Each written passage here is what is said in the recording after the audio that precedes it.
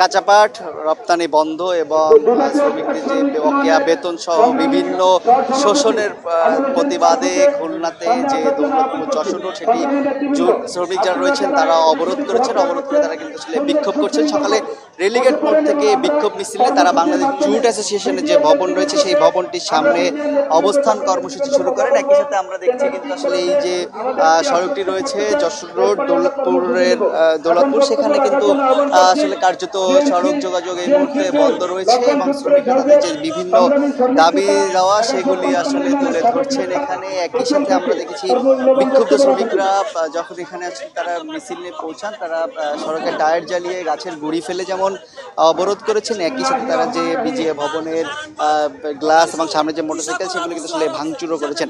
এবং এই বিক্ষোভ শ্রমিকরা তারা আসলে দাবি করছেন তাদের যে ন্যায্য দাবি সেই দাবি আদায় না হওয়া পর্যন্ত সড়কে তারা অবস্থান করবেন। আমরা দেখছি এই যে সড়কের মাঝখানে তারা যে টায়ার জ্বালিয়েছেন এবং একই সাথে তারা গাছের গুঁড়ি ফেলে তাদের বিক্ষোভ করছে, বিভিন্নভাবে তারা আসলে অবরোধ কর্মসূচি পালন করছেন। আমরা দেখেছি যে রেলিগেট মোড় সহ দুই পাশের যে সড়ক রয়েছে সেখানেও তারা অবস্থান নিয়ে যারা যেসব যানবাহন আসার চেষ্টা করছে সেগুলিকে ফিরিয়ে দিয়েছেন। এবং আসলে আমরা যারা শ্রমিকরা রয়েছেন তাদেরকে বিক্ষুব্ধ অবস্থায় দেখেছি এবং এর অংশ হিসেবে কিন্তু তারা বিজে ভবনে ইট পাটকেল নিক্ষেপ করেছেন। তার ভবনের বাইরের যে জানালার গ্লাস ছিল সেই গ্লাসগুলি তারা ভাঙচুর করেছেন।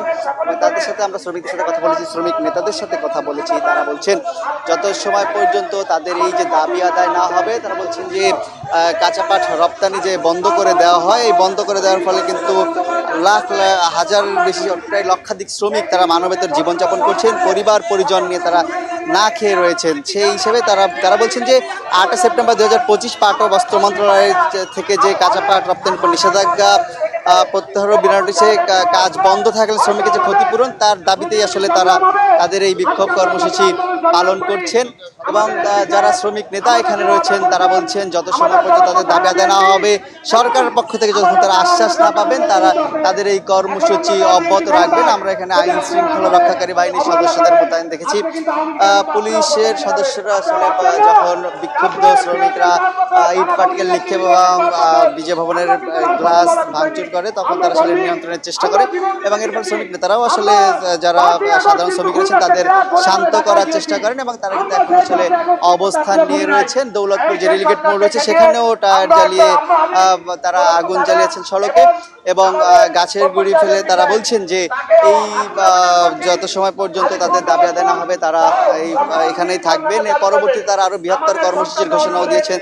শ্রমিকরা বলছেন তারা পরিবার পরিজন নিয়ে প্রয়োজনে রাস্তায় এসে বসবেন, অর্থাৎ তারা যে দীর্ঘদিন বেতন বাকি থাকার ফলে এবং কাজ না থাকার কারণে যে তারা যে এক ধরনের মানবিক জীবনযাপন করছেন সেই ঘটনাটি তারা আসলে তুলে ধরতে চান। আমরা একটু এই মুহূর্তে দেখাতে চাই ঠিক আধা ঘন্টা আগে যখন শ্রমিকরা প্রথম এখানে আসেন তারা আসলে এই সামনে থাকা যে গ্লাসগুলো ছিল তারা সেখানে আসলে ভাঙচুর করেন। আমরা দেখাতে চাচ্ছি এবং ভিতরে কিন্তু যারা যারা রয়েছেন কর্মরত তারা ভিতরে অবস্থান করছেন এবং এই যে গ্লাসগুলো সেগুলো কিন্তু আসলে কিছুক্ষণ আগেই ভেঙে ফেলা হয়েছে।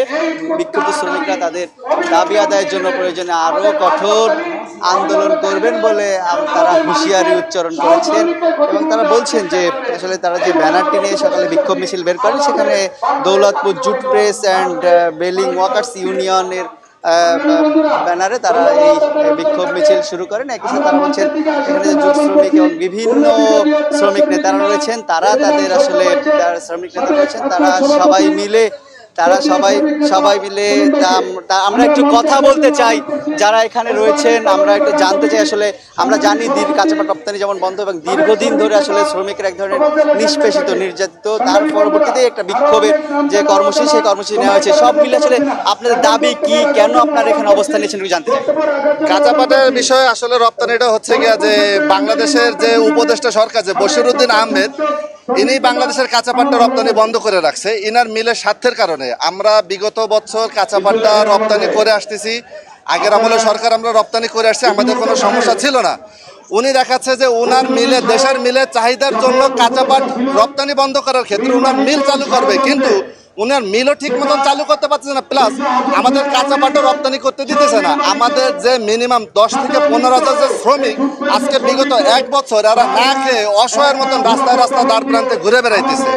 এর সম্পূর্ণ দায় উপদেষ্টা সরকার বশিরউদ্দিন আহমেদ এবং আমাদের যে বাংলাদেশের যে নির্বাচিত যে সরকার এটা নিয়ে কোনো পদক্ষেপ দেয় না। এখন আমাদের একটাই দাবি যে আমাদের এই কাঁচা পাট যেন বাইরে আমরা এক্সপোর্ট করতে পারি, সেটা হচ্ছে গিয়ে আমাদের সব থেকে শ্রমিকদের বড় কথা হচ্ছে গিয়ে তাদের কাছে দাবি হচ্ছে গিয়ে একটা যে আমাদের এক্সপোর্ট চালু করতে হবে।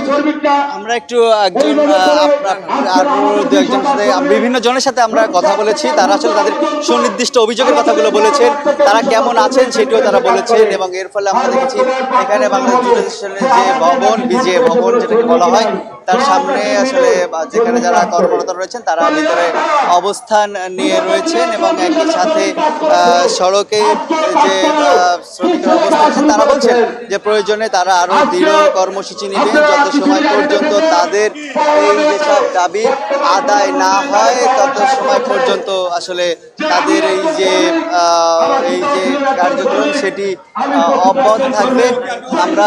আমরা একটু এখানে যারা দায়িত্বে রয়েছেন তাদের সাথেও কথা বলতে চাই, শুনতে চাই তারা আসলে কি বলছেন, কিভাবে আসলে তাদের এই কার্যক্রমটি তারা এই যে আমরা শুনতে চাই যে কি ধরনের দাবি আদায়ের থেকে তারা এই কার্যক্রমে অংশ নিয়েছেন। আমরা শ্রমিকদের কাজ দিতে পারছি না প্রায় 8 মাস। শ্রমিকরা এখন আমাদের অবরুদ্ধ করছে, কারণ এই পাটমন্ত্রীর সঙ্গে আমরা একবার বৈঠক করেছি। পাটমন্ত্রী আমাদের কোনো সুরা দেয় নাই, তিনি অযৌক্তিকভাবে গত 8 মাস আমাদের জুট এক্সপোর্ট বন্ধ আছে, যে কারণে আমরা শ্রমিকদের কাজ দিতে পারছি না। আমাদের ব্যাংক ঋণ বাড়ছে, প্রেসগুলো বন্ধ হয়ে যাচ্ছে, শ্রমিক অসন্তোষ বাড়ছে। এখন আমরা জীবনের ব্যবসা তো শেষ হয়েছে, বরঞ্চ আমরা জীবনের নিরাপত্তা ভুগছি। এখন আপনি দেখছেন এখন আমাদের উপরে হামলা হচ্ছে, বাড়িঘরেও হামলা হচ্ছে। আমরা এখান থেকে বেরিয়ে বাড়ি যেতে পারবো কিনা এই আশঙ্কা রয়েছে। আমরা এই এক অবস্থা সার্বিক। আমরা তো একাধিকবার বৈঠক করেছি সরকারের মন্ত্রীর সঙ্গে, বইটাকে তারা বারবার আমাদের আশ্বস্ত করেছে, কিন্তু এখনো পর্যন্ত সর্বশেষ একটি চিঠি দিয়েছে, যে চিঠিতে তারা বলেছে যে পাট রপ্তানি এই অবস্থায় সমীচীন নয়, এই কারণে আমরা শ্রমিক কাজ দিতে পারছি না, এই কারণে শ্রমিক অসন্তোষ। আচ্ছা, এই যে পরিস্থিতিতে আপনারা করছেন, আপনারা কি কতটা ভয়ভীতিতে বা সম্মুখীন?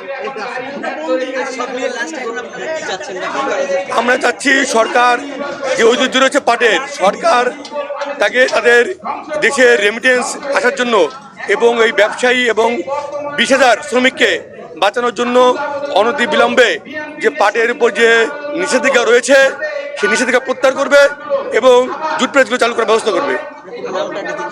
মানে শেখ ইমাম হোসেন, আমি বিজে ডাইরেক্টর।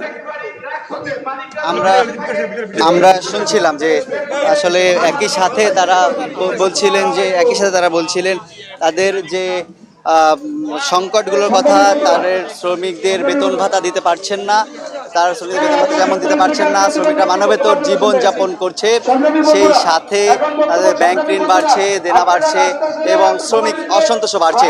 তো খুলনা বিজে ভবনের সামনে থেকে জুট শ্রমিকদের যে সড়ক অবরোধ এবং তাদের যে অবস্থান কর্মসূচির খবর আমার কাছেই ছিল সর্বশেষ।